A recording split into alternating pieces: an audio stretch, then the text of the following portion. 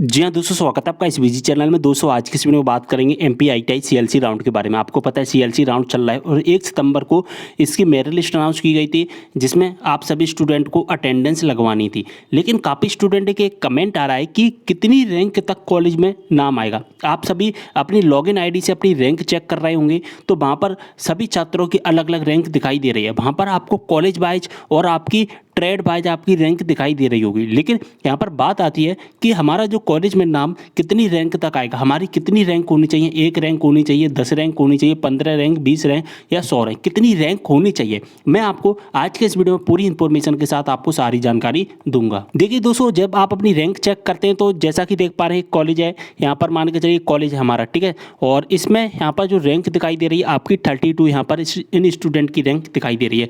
लेकिन दोस्तों काफ़ी स्टूडेंट ऐसे हैं जिनकी रैंक यहाँ पर अलग भी दिखाई दे रही है। जैसे कि एक स्टूडेंट है जिनकी यहाँ पर रैंक दिखाई दे रही है, इनकी एक यहाँ पर 4, 16, 17 यहाँ पर रैंक दिखाई दे रही है।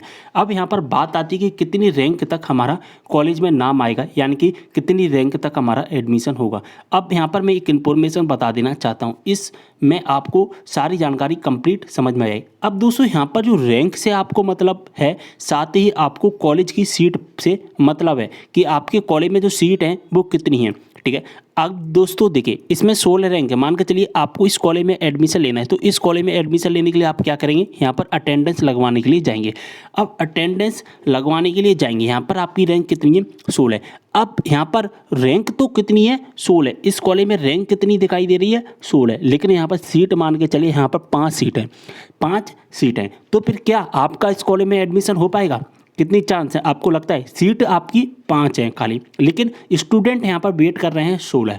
तो यहाँ पर क्या एडमिशन हो पाएगा? आपका इस कॉलेज में एडमिशन नहीं हो पाएगा। यहाँ पर मान के चलिए 10 सीट है, फिर भी एडमिशन नहीं हो पाएगी। लेकिन एक चांस में हो सकता है, अगर 6 स्टूडेंट यहाँ पर एडमिशन लेने के लिए यानी कि अटेंडेंस लगवाने के लिए नहीं आएंगे, तो यहाँ पर एडमिशन हो सकता है। देखिए यहाँ पर अगर हम बात करें, इस कॉलेज में मान के चलिए आपको एडमिशन लेना है, तो यहाँ पर क्या करेंगे, अटेंडेंस लगवाने के लिए जाएंगे, यहाँ पर अटेंडेंस लगवा लें। लेकिन यहाँ पर रैंक कितनी है, यहाँ पर रैंक 4 है और मान के चलिए यहाँ पर सीट है हमारी 6।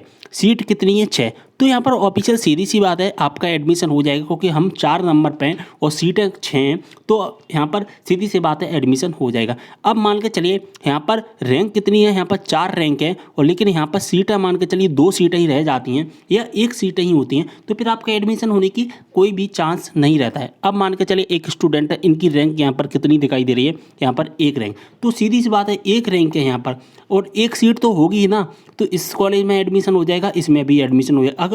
अगर इस कॉलेज में यहाँ पर अगर एक भी सीट नहीं होगी तो फिर नहीं होगा, ठीक है। 1 सीट तो होगी ही ना। तो इस तरह से आपको डिसाइड करना है कि यहाँ पर जो डिपेंड करेगा, यहाँ पर क्लियर मेंशन किया भी गया होगा, सबसे नीचे आओगे तो वहाँ पर आप अपनी रैंक के अनुसार अपनी सीट को देख लें।